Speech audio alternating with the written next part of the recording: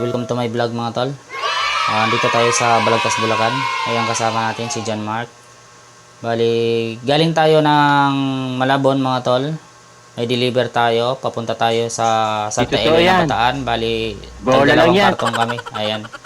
Magaan lang naman mga tol. Bali, 86 kilos lang ang lahat niyan sa apat. Bali, hati kami sa 86 kilos. Bali, 43 kilos lang kami bawat isang motor.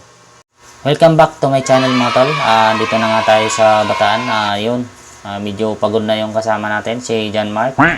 Sa 4 na oras kami bumibiyahe mula Malabon to Bataan. Ayan nga mga tol, 5 kilometers drop off na tayo. Pahinga lang tayo ng konti, tapos biyahe tayo ulit. Ayan. Magandang tanawan kasi dito mga tol. Nasa palayan. Ayan si John Mark. So yun nga mga tol, nakalis na tayo. Nagpahinga tayo ng konti. Ayan, biyahe na naman tayo. Medyo napapagod na yung kasama natin dahil 4 na oras na rin tayo bumibiyahe mga tol. Alas 12 kami ng tanghali nakalis ng Malabon. Bali ito, mag-alas 4 na. Kaya medyo napagod na yung kasama natin.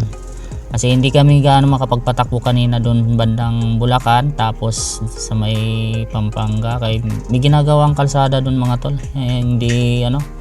Hindi maganda yung daan. Sira-sira pa yung kalsada doon, hindi tayo makapagpatakbo ng maayos. Kaya ito, medyo okay na.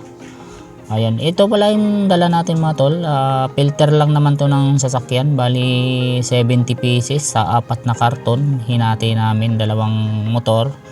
Bali okay naman, hindi naman siya ganong kabigatan. Bali ano lang naman siya, parang may angkas ka lang, yung parang ganon, may isang angkas ka lang na nasa likuran mo, parang ganon lang siya kabigat.